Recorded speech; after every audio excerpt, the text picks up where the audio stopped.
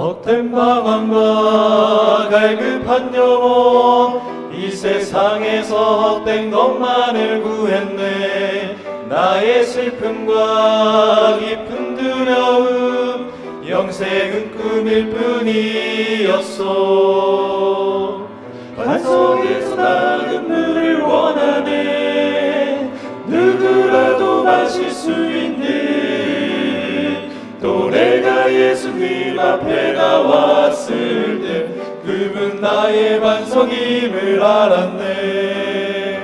어두운 세상 광야에서 아버지의 손으로 지심을 받은 주, 너와 날 위해 고통받은 주, 누구도 알 수 없는 고통.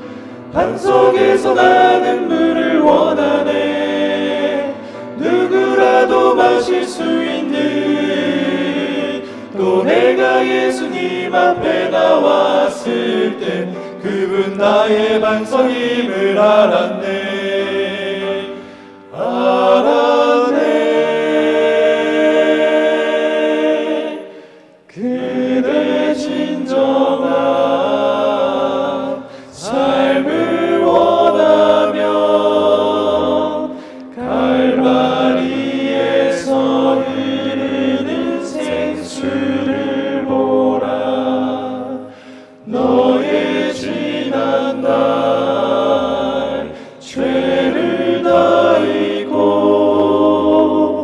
하늘 영원한 삶을 보라.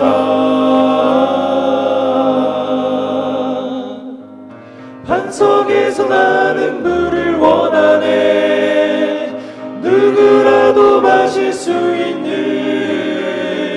또 내가 예수님 앞에 나왔을 때 그분 나의 반석임을 알았네. 나의 반석 되신 주, 나의 주님.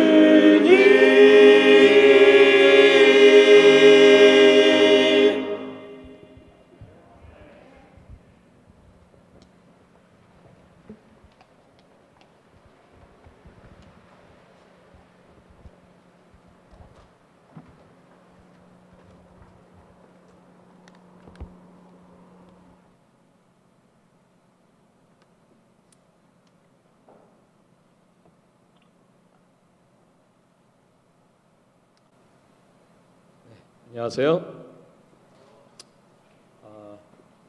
첫날, 둘째 날 날씨가 부쩍 추워서 걱정을 많이 했습니다.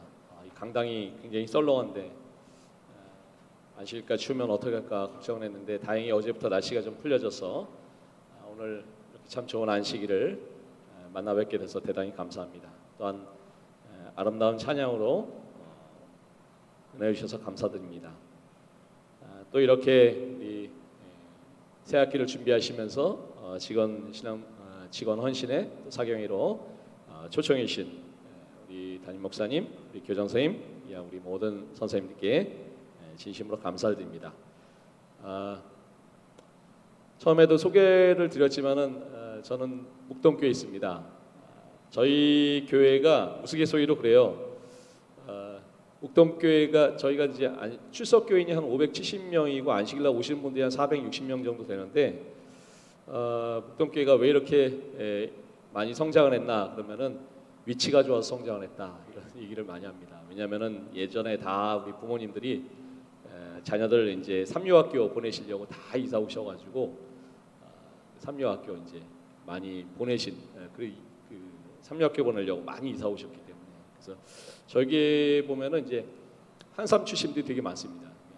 교회가 이제 한삼 가는 길목에 있다 보니까 한삼 출신들이 많은데 최근에는 저희 교회에서 서울삼육으로 애들이 많이 옵니다. 그래서 지금 서울삼육중학교 재학 중인 아이들도 많이 있고 이번에 입학한 친구들도 있고 그런데 그래서 저희 교회도 학부형들이 많이 있습니다. 그래서 우리 서울삼육중학교 정말로 그 아름다운 역할을 잘 감당하시고 또 학생들을 믿음으로 잘 양육하시는 그런 학교가 될 수 있도록 저희 교회에서도 앞으로 계속해서 기도로서 후원하겠습니다. 오늘은 마지막 날 이 산지를 지금 내게 주소서라는 말씀으로 함께 은혜를 나누고자 합니다. 여성의 출산과 관련해서 혹시 이런 생각을 해보신 적이 있으신지 모르겠습니다. 산모가 비행기를 타고 해외로 가던 중에 비행기 안에서 만약에 출산을 하게 되면은 이 아이의 국적이 어떻게 될까요? 실제로 이런 일들이 비일비재합니다. 2008년 12월 31일에 네덜란드에서 미국 보스턴으로 가는 비행기에서 비행하는 도중에 비행기 안에서 아이가 태어났습니다. 산모는 우간다 국적의 여성이었고 당시에 임신 8개월이었는데 예상보다 빨리 출산해서 목적지인 미국에 도착하기 전에 비행기에서 아이를 낳게 된 것입니다. 다행스러운 것은 비행기 안에 의사가 탑승하고 있어서 아이를 안전하게 출산할 수 있었습니다. 자, 여러분 이런 경우에 이 아이의 국적은 어떻게 정해지게 될까요? 사실 국적은 각 나라마다 정해진 법률과 원칙에 의해서 정해지기 때문에 각 나라마다 국적에 관한 그 원칙이 달라요. 그래서 국적에 대한 갈등이 벌어지는 경우가 종종 있습니다. 국적이 정해지는 원칙은 크게 전 세계적으로 모든 국가가 이 두 가지 원칙에서 벗어나지 않습니다. 첫째는 속지주의, 두 번째는 속인주의입니다. 속지주의는 태어난 장소에 따라서 국적이 부여되는 것이고 속인주의는 태어난 장소에 상관없이 부모의 국적에 따라 국적이 정해지는 것입니다. 그런데 각 나라마다 이 원칙이 부딪히게 될 경우에는 무국적자가 생겨날 수 있거나 이중국적자가 생겨날 수가 있는 것입니다. 자, 우리나라는 어떠할까요? 대한민국의 국적법에 따르면은 제2조 출생에 의한 국적 취득, 다음 각호의 어느 하나에 해당하는 자는 출생과 동시에 대한민국 국적을 취득한다. 출생 당시에 부 또는 모가 대한민국 국민인 자, 출생하기 전에 부가 사망한 경우에는 그 사망 당시에 부가 대한민국의 국민이었던 자, 부모가 모두 분명하지 아니한 경우나 국적이 없는 경우에는 대한민국에서 출생한 자, 대한민국에서 발견된 기한은 대한민국에서 출생한 것으로 추정한다. 자, 대한민국은 속지주의하고 속인주의에서 뭘 채택하고 있어요? 우리 한국은 속인주의를 채택하고 있습니다. 부득이한 경우에는 속지주의를 갖다가 채택합니다. 그러므로 만약에 어떤 산모가 한국을 출발한 비행기 안에서 아이를 출산했다면은 이미 그 산모가 비행기를 타기 위해서 한국의 출국 심사들을 거쳐서 탑승을 하였으므로 한국의 영토 밖에 외국의 영토입니다. 하지만 아이의 부모가 한국인이면은 속인주의의 원칙에 의거해서 그 아이는 한국 국적을 가지게 되는 것입니다. 그에 반해서 우리 선생님들 잘 아시는 것처럼 미국은 속지주의입니까? 속인주의입니까? 미국은 속지주의죠. 자국의 영토에서 태어난 아이한테는 무조건 미국 국적을 줍니다. 그래서 부모가 불법 체류자라도 아이가 미국에서 태어나면 그 아이는 미국 시민권이에요. 그래서 만약에 한국 임산부가 미국으로 가는 비행기에서 아이를 출산했다면은 그의 비행기가 이미 미국 영공에 들어갔다면은 그 아이는 속인주의의 원칙에 의거해서 한국 국적과 속지주의의 원칙에 의거해서 미국 국적, 이중 국적을 갖다 취할 수가 있는 것입니다. 그래서 뭐 이런 것들 때문에 예전에 한참 원정 출산이 많이 붐을 이뤘었죠. 자, 제가 이걸 왜 이렇게 장황하게 설명을 드리냐면은 우리 하나님의 나라는 속지주의일까요? 속인주의일까요? 한번 그런 생각을 해보셨습니까? 잠깐만 생각해 보시기 바랍니다. 우리 하나님의 나라는 속지주의일까요? 속인주의일까요? 저는 우리 하나님의 나라가 속인주의인 것을 인하여 감사합니다. 오늘 우리가 예배하는 하나님을 우리가 아버지로 모실 때에 우리가 태어난 곳이 어디든지 간에 우리가 살아가는 곳이 어디든지 간에 우리가 하나님의 자녀가 됐기 때문에 하나님의 나라의 시민으로 시민권이 주어졌음을 인하여 우리는 하나님께 감사하는 것입니다. 그래서 죄 많고 근심 많고 걱정 많은 이 땅에 우리가 살아가면서도 하나님이 우리를 자녀 삼아주시고 하늘 시민 되는 축복을 주셨기 때문에 참으로 우리에게 위로가 되는 것입니다. 오늘 저는 마지막 말씀을 통해서 비록 출신 성부는 좋지 못했지만 이렇게 속인 주의 은혜로 말미암아 하나님의 자녀가 되고 평생 하나님의 놀라운 은혜와 축복 가운데 관한 한 인물을 이 시간에 소개해 드리고자 합니다. 자, 여호수아 14장에는 두 가지의 사건이 등장합니다. 하나는 전쟁을 마치고 가나안 땅을 12지파에게 분배하는 이야기입니다. 그리고 또 하나는 갈렙이 특정 지역의 땅을 요구하는 그런 내용입니다. 자, 여호수아 14장 6절로 12절 말씀해 보시면은 이 말씀이 이따가 제가 다시 한번 한 말씀 보기 때문에 제가 봉독하지 않겠습니다. 자, 갈렙이 어떤 사람인지를 우리가 잘 알 수가 있습니다. 갈렙은 여호수아와 가나안 정탐의 동기입니다. 약속의 땅 가나안을 눈앞에 두고서 이 땅이 어떠한 땅인지 그 땅에 사는 사람은 어떠한 사람인지 확인해 보고자 지파마다 한 사람씩 뽑아서 12 정탐꾼을 보냅니다. 그들이 다녀와서 보고하는데 10명은 잘 아시는 대로 부정적으로 보고를 하죠. 우리가 저들에 비하면 우리는 메뚜기 같다. 그런 이야기를 합니다. 그런데 단 2명 여호수아와 갈렙은 여호와께서 대적을 손에 붙여주시면 그들은 우리의 뭐다? 우리의 밥이다. 그렇게 이야기를 합니다. 이 일로 하나님께서는 모세가 보는 앞에서 증인을 삼아서 갈렙에게 너에게 이 땅을 주겠다라고 약속하셨습니다. 40년의 세월이 흘렀습니다. 지금까지 갈렙은 여호수아를 도와서 묵묵히 가나안 정복을 도왔습니다. 보통 일이 아니에요. 한 번도 이 과업에 대해서 갈렙의 마음이 흔들린 적이 없었습니다. 자, 이제 가나안 땅을 정복하고 이제 땅을 분배할 시간이 되었습니다. 그런데 갑자기 황당한 일이 벌어졌습니다.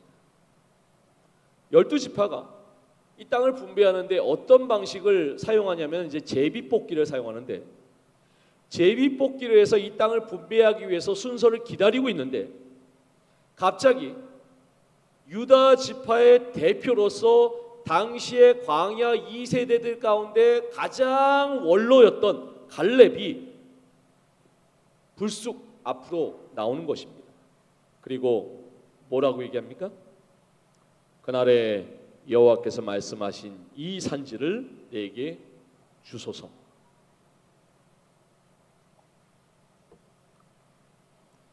이게 말이 됩니까? 다른 지파가 다 순서를 기다리고 있는데 자기가 뭐라고 순서를 무시하고 뭐 무슨 나이가 깡패도 아니고 나이 많은 건 다입니까? 갑자기 나와서 이 산지를 내게 주소서라고 얘기를 합니다. 그가 누구예요? 지금까지 많은 존경을 받았던 원로 갈렙이었습니다. 자, 우리는 이 이해가 되지 않는 갈렙의 행동과 발언을 이해하기 위해서 먼저 갈렙에 대해서 살펴볼 필요가 있습니다. 지금 갈렙이 유다 지파의 대표로 나온 것입니다. 창세기 15장 17절로 21절에 보시면은 이런 말씀이 있습니다. 여기에 보시면은 해가 져서 어두울 때에 연기나는 풀무가 보이며 타는 횃불이 쪼갠 고기 사이로 지나더라. 그날에 여호와께서 아브라함으로 더불어 언약을 세워 가라사대 때 내가 이 땅을 애굽 땅에서부터 그 큰 강 유브라데와 네 자손에게 주노니 이 땅이 원래는 어떤 땅이냐면은 겐 족속과 그니스 족속과 뭐 이런 족속의 땅이었더라 이렇게 말씀하시는 것입니다. 여기에 보면은 그니스라는 족속이 등장을 합니다. 이 그니스 족속은 보시는 것처럼 이방 족속입니다. 이방인이에요. 자, 그런데 여호수아 14장 6절 말씀 한번 보시겠습니다. 때에 유다 자손이 길갈에 있는 여호수아에게 나오고 그니스 사람 여분네의 아들 갈렙이 여호수아에게 말하되 지금 유다 지파의 대표로서 갈렙이 나와서 이야기를 하고 있는데 사실 갈렙의 출신 성분을 갖다가 성경에서 추적해 보니까 갈렙은 어떤 사람이에요? 정통 유대인이 아니에요. 유대인이 아닙니다. 갈렙은 이방인이었어요. 이방인의 혈통이 그니스 족속의 자손이었습니다. 그니스 족속은 에돔 족속이었습니다. 이스라엘이 광야를 통과하지 못하도록 막은 족속이 바로 이 에돔 족속이었습니다. 이 에돔과 전쟁을 하면서 이 광야 2세대를 이끌고 에돔과 전쟁을 하면서 자기 동족과 전쟁을 해야 되는 갈렙의 마음이 어떠했겠습니까? 갈렙의 아버지가 이름이 여분네입니다. 여분네라는 이름의 뜻은 돌아서다라는 뜻입니다. 그래서 신학자들은 갈렙의 아버지가 이 여분네가 그니스 족속을 떠나서 이스라엘로 귀화했을 것이다 라고 이렇게 추측을 하고 있습니다. 중단 잡족과 양과 소와 심이 많은 생축이 그들과 함께 하였으며, 출애굽 당시 이스라엘 민족들이 이제 홍해를 건너서 애굽을 갔다 나올 때에 많은 섞인 무리들이 거기에 함께 나왔습니다. 성경은 그들을 잡족이라고 표현합니다. 좀 별로 듣기 좋은 말은 아니죠? 잡족이라고 표현합니다. 이스라엘 백성이 아니었지만은 하나님께서 당신의 백성을 위하여 행하신 능력을 보고 함께 쫓아나온 그런 무리들입니다. 하나님께서 이들이 함께 출애굽하는 것을 허락하셨습니다. 하지만 이들이 광야에서 어떠한 행동을 했냐면요, 출애굽 과정에서 모세의 지도에 따르지 않고 백성들을 선동하고 불평하고 반역하는 일에 앞장선 사람들이 이 잡족들이었습니다. 하지만 갈렙의 가정은 그렇지 않았습니다. 갈렙이라는 이름의 뜻이 우리 선생님들 뭔지 아세요? 개란 뜻입니다. 개. 갈렙이라는 이름의 뜻은 개입니다. 이스라엘 사람들은 개를 부정한 짐승으로 여겼습니다. 더럽고 천한 이방인을 가리켜 개라고 이렇게 묘사했습니다. 우리나라에서도 개가 들어가면 욕이죠. 예. 이스라엘에서도 개가 들어가면 욕입니다. 이 개라는 말이 얼마나 그 당시에 고대 근동사회에서 치욕적인 말이었던지, 골리앗이 다윗이 자신을 개라고 이렇게 한 것에 격분해서 막 다윗을 죽이려고 달려나가죠. 그런데 이런 편견이 가득 차 있는, 이 치욕이 가득 차 있는 이름을 가지고 살아가는 게 쉬울까요? 욕이라고 할 수밖에 없는 이 갈렙의 이름 속에는 불평등과 차별의 그 세월이 숨어 있었습니다. 갈렙에게 그동안의 세월이 놀림이었고 절망이었고 낙심이었고 고난이었습니다.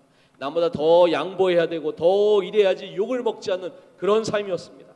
그러나 이러한 상처가 그가 이 이스라엘 백성들과 함께하면서 만나 하나님, 그 하나님을 믿는 신앙을 망가뜨리도록 내버려두지 않았습니다. 또한 이것은 하나님의 놀라운 섭리의 큰 그림을 보여주고 있는 것입니다. 하나님은 하나님의 구원의 역사에서 정통 유대인의 혈통으로만 그 역사를 써내려 가신 것이 아닙니다. 이방 여인인 이 룻을 통해서, 라합을 통해서, 그리고 천하고 낮은 사람의 혈통을 통해서도 속인주의, 하나님의 자녀가 된다면 그의 출신 성분이 어떠하든지 그를 하나님의 백성으로 삼아주시는 것입니다. 그니스 사람은 이방인인데 지금 유다지파의 대표로서 서 있습니다. 이것은 장차 이 땅에 이루어질 구원의 놀라운 그림인데, 그것은 인간의 혈통이나 인간의 학연이나 인간의 지연이나 인간의 혈연이나 이러한 쓸데없는 것들이 아니라 하나님을 믿는 백성들의 믿음으로 이 모든 것들이 하나님의 역사가 이루어져 갈 것이라는 그런 것들을 알려주고 계시는 것입니다. 자, 그런데 지금까지는 좋아요.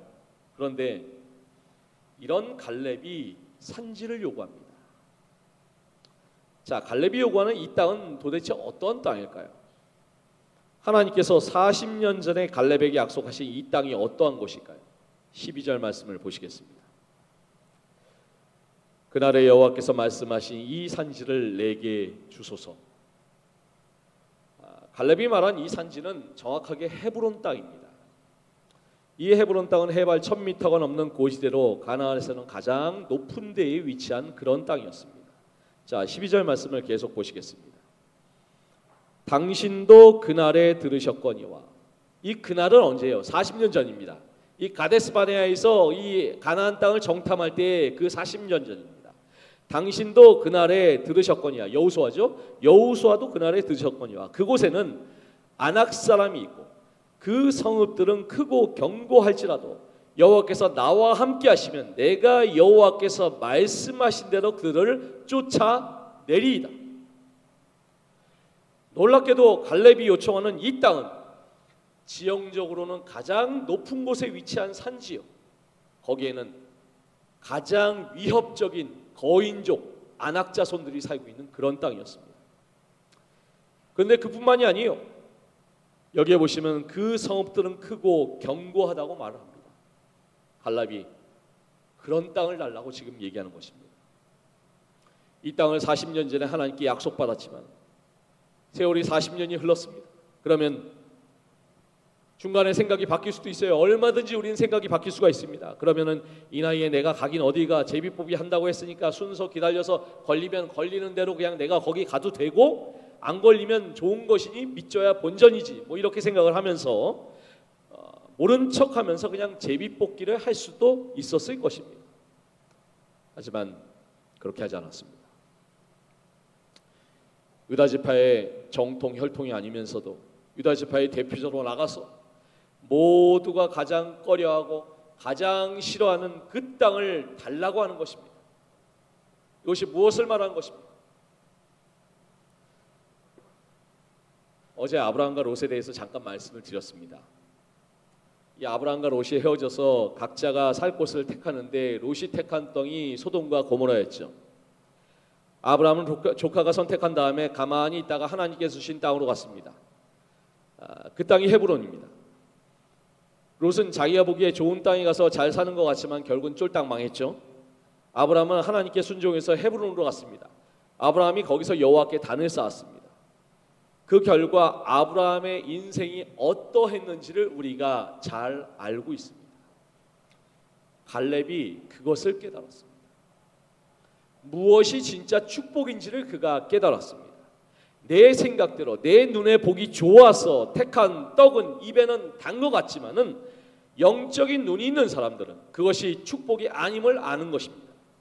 영적인 눈이 밝은 사람에게 무엇이 축복입니까? 하나님께서 내게 주신 것이 축복입니다. 갈렙에게 좋은 땅이 왜 눈에 안 보였겠습니까? 그러나 내가 잡은 땅이 아니라 하나님께서 내게 약속해 주신 그 땅이 축복임을 그가 깨달은 것입니다. 그래서 40년 전에 모세가 증인을 서고 하나님이 갈렙에게 주마 약속하신 바로 그 땅을 이제 달라고 요청하는 것입니다. 갈렙이 헤브론 땅을 요청한 이유가 또 한 가지가 더 있습니다.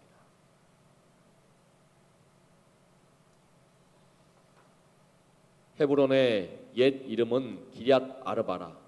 아르바는 안악자손 가운데 가장 큰 사람이었더라. 그 땅에 전쟁이 그쳤더라.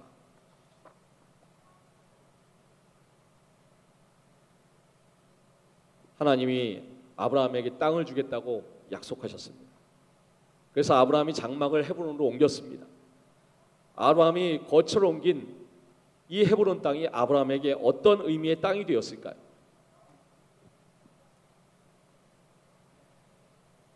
나는 당신들 중에 나그네여 우고한 자니 청컨대 당신들 중에서 내게 매장지를 주어 소유를 삼아 나로 내 죽은 자를 내어 장사하게 하시오. 아브라함의 아내 사라가 죽었습니다. 그래서 나그네로 살면서 아브라함이 유일하게 돈을 주고 산 땅이 이 땅입니다. 그가 헷족 속에서 땅을 삽니다. 18절 19절에 보시면은 성문에 들어온 헷족 속 앞에서 아브라함의 소유로 정한지라. 그 후에 아브라함이 그 아내 사라를 가나안 땅 마므레 앞 막벨라 밭굴에 장사였더라. 마므레는 곧 헤브론이다. 아브라함이 사라를 여기에서 장사를 지냅니다. 그리고 여기서 살게 됩니다. 그런데 창세기 35장 27절에 보시면은 아브라함뿐만 아니라 이삭도 여기서 살았어요. 야곱이 기럇 아르바의 마므레로 가서 그 아비 이삭에게 이르렀으니 기럇 아르바는 곧 아브라함과 이삭이 우고하던 헤브론이더라. 헤브론의 또 다른 이름이 기럇 아르바입니다. 여기에 아브라함이 살았고 이삭이 살았습니다. 그리고 야곱이 아버지 이삭을 장사 지난 다음에 그도 여기서 살게 됩니다. 창세기 49장에는 야곱이 죽음을 눈앞에 두고 유언하는 그런 내용이 나오는데 9절 10절에 유다에 대한 예언의 내용이 이렇게 나옵니다.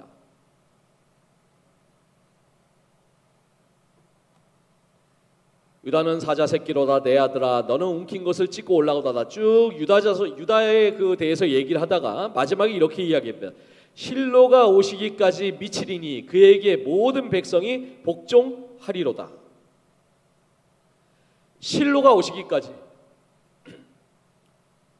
여기서 실로가 누구를 이야기하는 것입니다? 예수 그리스도를 이야기하는 것입니다. 예수께서 어느 지파를 통해서 탄생하십니까? 유다 지파를 통해서 나셨습니다. 헤브론은 이러한 의미가 있는 땅이었습니다. 아브라함이 살았던, 이삭이 살았던, 야곱이 살았던 이곳은 계속해서 유다 지파가 약속으로 받은 땅이었습니다. 그리고 유다 지파가 그 믿음의 흐름을 계승해서 예수께서 오시기로 약속된 그런 땅이었습니다. 아브라함과 이삭과 야곱이 믿음으로 하나님의 약속을 그들이 바라보았듯이 갈렙 역시 믿음으로 이 유다 지파를 통해서 오실 그 메시아를 주실 약속, 그 약속을 갈렙이 바라보았던 것입니다.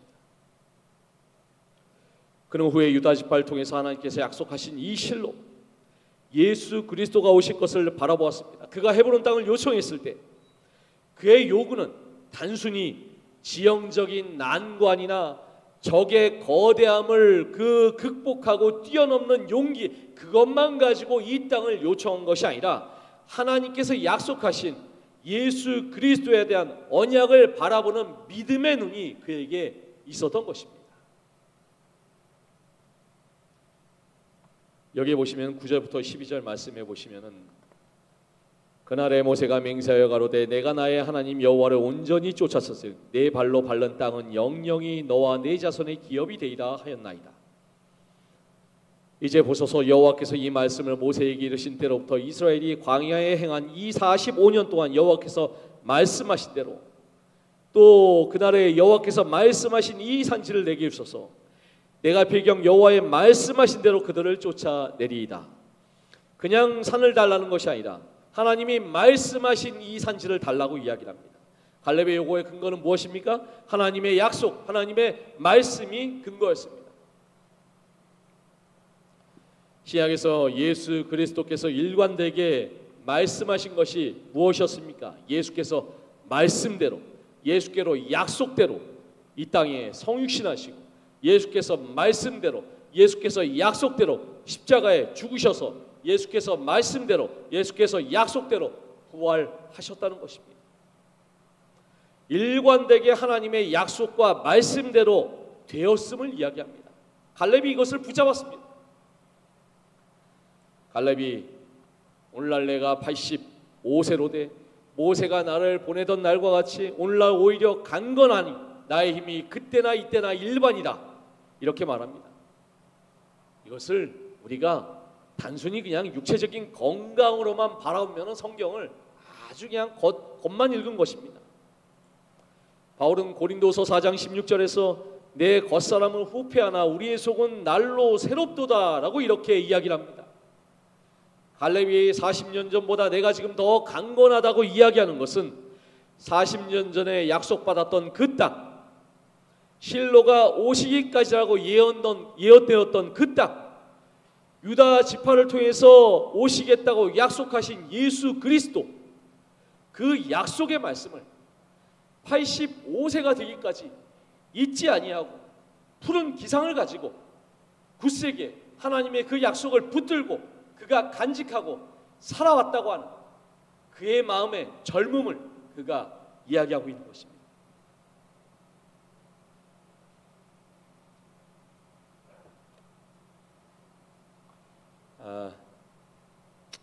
우리가 재림 성도들이 TV를 즐겨보진 않지만은 간혹가다 텔레비전 프로그램 가운데 감동스러운 그런 프로그램이 있습니다. 바보상자라고 하지만은 가끔 우리가 감동적인 프로그램을 우리가 TV를 통해서 볼 수가 있는데, 전 세계 텔레비전이 발명된 이후로 전 세계 역사상 가장 감동적인 TV 프로그램이라고 이렇게 손꼽히는 그런 프로그램이 하나가 있습니다. 제가 영상을 준비했는데요. 전 세계에서 가장 감동적인 TV 프로그램이라고 일컬어지는 프로그램입니다. 제가 소리는 일부러 죽였습니다. 사회자의 말에 따라서 다 갑자기 벌떡 일어나죠. 그리고 이 실제로 생방송입니다. 이 노인이 이 관객들이 이제 같이 앉아 있는데 이 관객들을 보면서 굉장히 궁금해합니다. 이 도대체 어떤 일이 있기 때문에 이렇게 놀라운 일이 있었습니까? 1938년 1차 세계대전의 종전 이후에 나치 독일에 의해서 한참 유대인들에 대한 선동과 탄압이 진행되고 있었습니다. 이로 인해서 수많은 유대인들이 난민이 되어갔습니다. 유럽 곳곳에서 난민 캠프들이 생겨났습니다. 그리고 이 비밀을 간직하고 있던 노인, 이름은 니콜라스 윈턴입니다. 29살, 영국 런던에서 주식 중개인을 하고 있었습니다. 그러다 어느 날 체코슬로바키아 동부의 난민 캠프에서 일하고 있던 한 지인에게 전화를 받게 됩니다. 윈턴, 여기 일 좀 도와줄 수 있겠습니까? 니콜라스 윈턴이 수락하고 휴가를 취소하고 난민을 돕기 위해서 프라하로 날아갑니다. 근데 현장에 도착한 윈턴이 충격에 휩싸였습니다. 난민들이 탄압으로 비참한 삶을 보내고 있었고 힘들게 탈출해서 도착한 이 캠프에서의 삶도 굉장히 비참했습니다. 그 중에서도 전쟁과 재난의 가장 약자라고 할 수 있는 어린아이들이 보호받지 못하고 있었습니다. 도움도 못 받고 방치되어 있었습니다. 윈턴이 부모와 헤어져 난민 캠프에서 홀로 지내고 있는 아이들을 안타까워하면서 체코가 독일의 수중에 떨어진다면은 이 아이들의 운명이 어떻게 될까? 이 잔인한 운명의 아이들을 과연 감당할 수 있을까? 고민하던 이 윈턴이 중대한 결심을 그 자리에서 하게 됩니다. 아이들을 구하자. 결심이 바로 행동으로 나타났습니다. 영국으로 돌아간 윈턴이 영국 정부의 허가를 얻어서 유태인 어린이 구출 캠페인 체코 킨더 트랜스포트를 조직해서 구출을 개시하게 됩니다. 영국의 여러 곳에서 후원을 받기 위해서 뛰어다녔습니다. 아이들의 새로운 가족을 찾아다니면서 자신들을 방해하는 나치에게 뇌물도 쓰고 아이들을 수송할 기차를 수배하면서 모자란 돈은 자기가 부담하면서 차근차근 이 일을 준비해 나갔습니다. 그리고 1939년 3월에 아이들 20명을 태운 첫 열차가 프라하를 떠나게 됩니다. 자신을 보내지 말아달라고 우는 아이들과 그런 아이들을 포기할 수밖에 없는 부모들을 뒤로 하고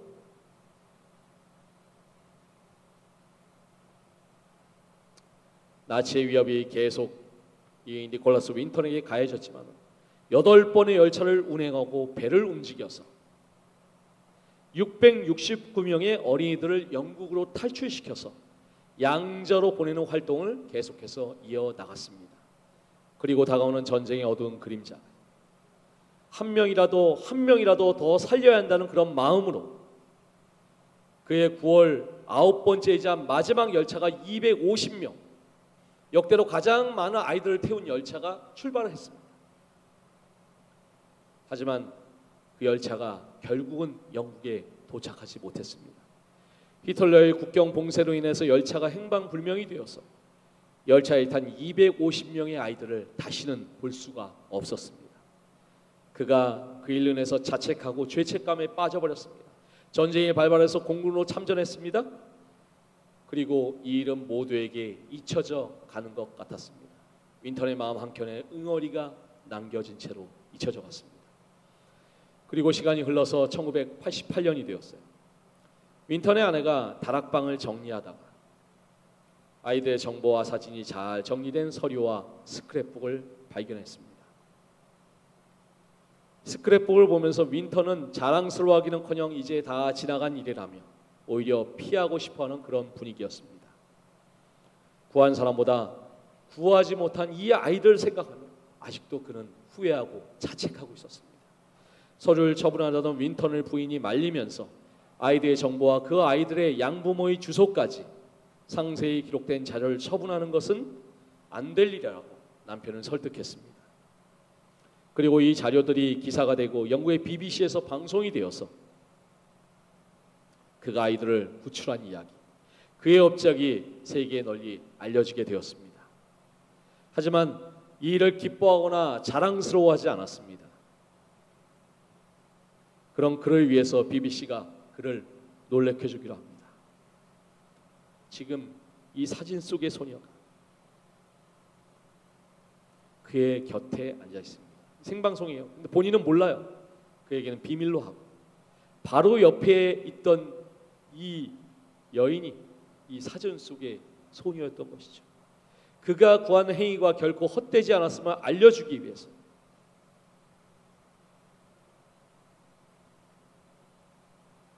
윈터는 전혀 모르고 있다가 깜짝 놀라죠.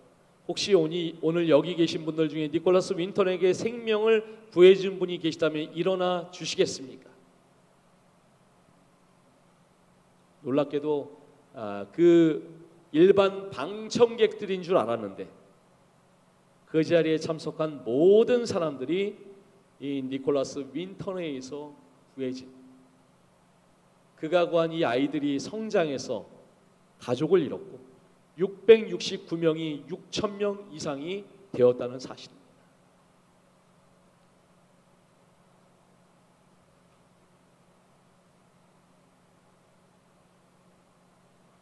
전혀 본인은 모르고 있는 가운데 이 사실로 인해서 그의 마음속에 평생을 자책하며 구한 아이들보다는 구하지 못한 아이들을 생각하면서 자책하던 이 윈턴, 자기 아이들하고 자랑스러워했고 또 그의 자책감이 풀어지길 바랍니다. 100세의 생이라는 윈턴과 이 윈턴의 아이들이, 그의 후손들이 재회를 하면서 감사하는 시간을 보냈다고 합니다. 그리고 이 영국의 메이든 헤드와 체코의 프라하에서는 그를 기념하는 동상이 세워지고 2003년에는 영국에서 기사자기로 서임을 받게 됩니다. 이 윈턴은 젊은 시절에 잘 나가던 주식 중개인이었습니다. 돈도 많이 벌고 안정적인 삶을 살았습니다. 하지만 프라하에서 본 어린이의 모습이 그의 세계관을 바꿔놓았습니다. 자신의 안정적인 삶을 뒤로하고 오직 위험에 처한 아이들을 구출하는데 그의 인생을 다 바쳤습니다. 한 푼이라도 더 벌고자 최선을 다해 살아왔던 그가 한 명이라도 더 구하기 위해서 최선을 더하는 그런 삶으로 그가 바뀌어진 것입니다. 나이가 젊은데 생각하는 것이나 행동하는 것이 구태의연하고 나이가 든 것 같은 삶을 가리켜서 뭐라고 그래요? 애늙은이라고 합니다. 그러면은 이 애늙은이의 반대말은 무엇일까요? 분명히 생물학적인 나이는 많은데 생각하는 것이나 행동하는 것이 젊은이들처럼 진취적이고 도전적이고 혈기왕성한 사람을 가리켜서 뭐라고 부를까요? 안타깝게도 국어사전에는 그런 사람을 가리키는 말은 없습니다. 하지만 저는 그런 사람을 가리켜, 이 갈렙 같은 사람을 가리켜서 저는 백발청년이다 부르고 싶습니다. 갈렙이 진정한 백발청년이었습니다. 열정을 가진 백발청년이었습니다. 비록 이방인 출신이었지만 그가 참된 인생의 가치를 깨달았을 때, 하나님 나라의 시민이 되었을 때 그 가치를 향해서 전력으로 열정을 불태운 그런 사람이었습니다. 이제 새로운 학기가 시작되고 아이들을 다시 만나시게 되실 것입니다. 이제 신입생들이 또한 입학하게 될 것입니다. 우리 서울삼중학교가 너무 유명한 명문이다 보니까 정말 많은 학생들이 오고 싶어하는 학교, 학부모들이 자녀를 보내고 싶어하는 학교, 참 너무나 참 감사하고 자랑스러운 일입니다. 하지만 그러다 보니까 신앙하지 않는 학생들의 비율이 참 많은 것도 사실입니다. 그 아이들, 학부모들 모두가 하나님께서 우리에게 보내주신 영혼들입니다. 그리고 우리 선생님들은 그 아이들과 그 학부모들에게 하나님께서 보내신 선교사들입니다. 저희 막내가 지금 대학생이 됐지만은 지금도 중학교 동창들하고 이 방학 내내, 이 코로나 중에 가지 말라고 그래도 방학 내내 나가서 그 중학교 친구들하고 맨날 만나서 놀다가 그냥 옵니다. 다 비교인 애들이에요. 교인 애들 하나도 없습니다. 저도 저희 막내한테 늘 얘기합니다. 그 친구들은 하나님께서 중학교 때 너와 인연을 맺어주셔서 평생을 너의 구도자로, 너의 영혼으로 삼아주신 영혼들이라고. 그 그 친구들 중에 어떤 학부모님은 이 서울삼육중학교가 2년이 되어서 침례를 받고 교인이 되었습니다. 지금도 교회에 다니고 계세요. 참으로 감사한 일이 아닐 수가 없습니다. 이제 말씀을 마치면서 오늘을 살아가는 우리에게 이 산지를 내게 주소서라는 말씀은 어떤 의미가 있을까요? 우리가 어떤 관점을 가지고 이 산지를 달라고 요청해야 될까요? 갈렙이 가데스 바네아에서 가나안 땅을 정탐한 후에 하나님께서 그 산지를 주실 것이라는 약속을 잊지 않고 40년을 그 약속을 붙들고 살았습니다. 40년이 지나도 도전하는 정신을 가진 갈렙이 이 산지를 달라고 요청합니다. 우리도 하나님께 이 산지를 내게 주소서라고 요청을 해야 됩니다. 우리에게 이 산지는 우리에게 맡겨주신 소중한 영혼들입니다. 갈렙처럼 말씀과 약속으로 주신 예수 그리스도를 소망의 눈으로 바라보시면서 우리의 모든 삶의 시간을 맞추고 우리 인생의 모든 계획과 초점을 맞추어야 될 것입니다. 이 산지를 내게 주소서. 갈렙처럼 무엇이든지 도전적으로 진취적으로 하나님께 구하고 믿고 나가시는 사랑하는 우리 모든 선생님들 되시기를 간절히 바라면서 말씀을 마치겠습니다.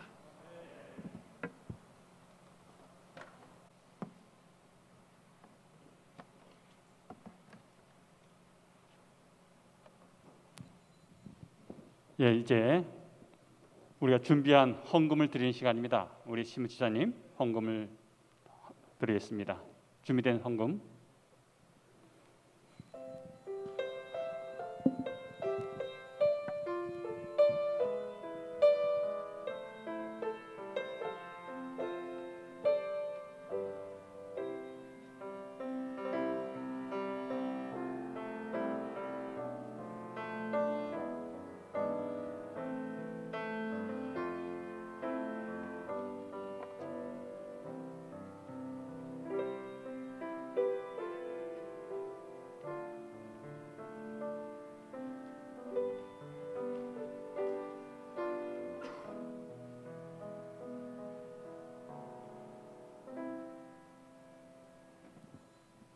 기도하겠습니다.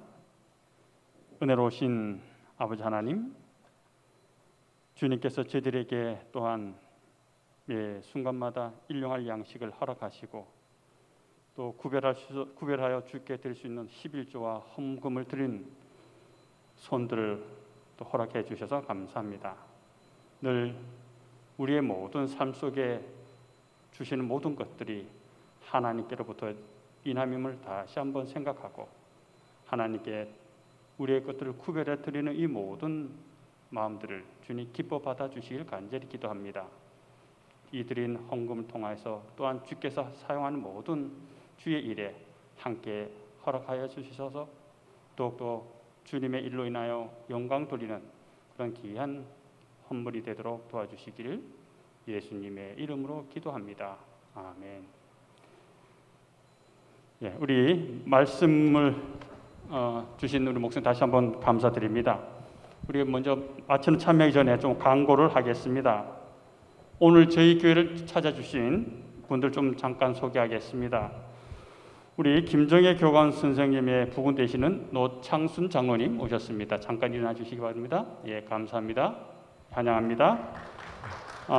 그리고 우리 김대한 집사님의 아들 김호연 청년 우리 함께 또 참석해 주셔서 감사합니다. 예. 또 우리 전입 교사 선생님들 또 다들 오셨으면 한번 다 이름을 다 거론하기 어렵지만 일어나 주시기 바랍니다. 예, 환영합니다. 예, 감사합니다. 예. 내일 저희 배현주 집사님의 장녀 결혼식이 있습니다. 우리 본부교회에서 하는데요. 12시 반입니다. 혹시 교회 차를 이용하시길 원하시는 분들은 내일 오전 11시 50분까지 교회 사택 주차장 오시면은 선착순입니다. 오시면 함께 이동하도록 하겠습니다. 꼭 기억해 주셔서 내일 함께 참석해 주셔서 또 축하해 주시고 또 복을 빌어 주시는 그런 귀한 시간 되었으면 좋겠습니다. 이제 우리 다 함께 일어나셔서 마치는 찬미 508장 참여하겠습니다. 죄송합니다. 하나 더 우리 나가실 때 교회에서 준비한 떡과 과일이 있습니다. 하나씩 챙겨서 개인별 하나 챙겨서 가시기 바랍니다. 예, 감사합니다. 508장 찬미 후에 목사님 축도로 마치도록 하겠습니다.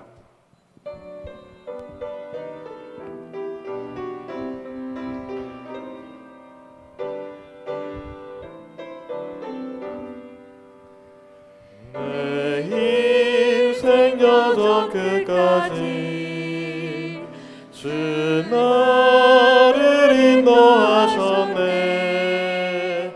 하늘을 향해 외치리 예수 인도하셨네. 매일 발걸음마다 예수 인도하셨네. 나의 모든 짐을 벗고 천사에게 하는 말 예수 인도하셨네. 내 걷는 발걸음마다 주 예수 보살피시오. 승리에 찬송하도록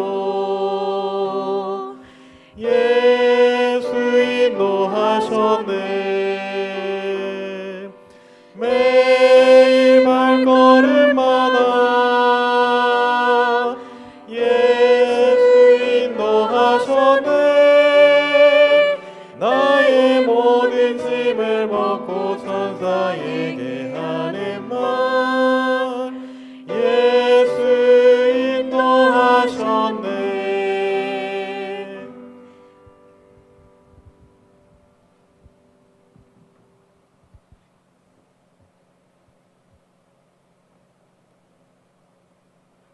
감사하신 우리 아버지 하나님, 죄된 세상에서 저희를 불러주셔서 아버지의 자녀 삼아주시고 하늘 시민의 축복을 주심을 인하여 감사합니다.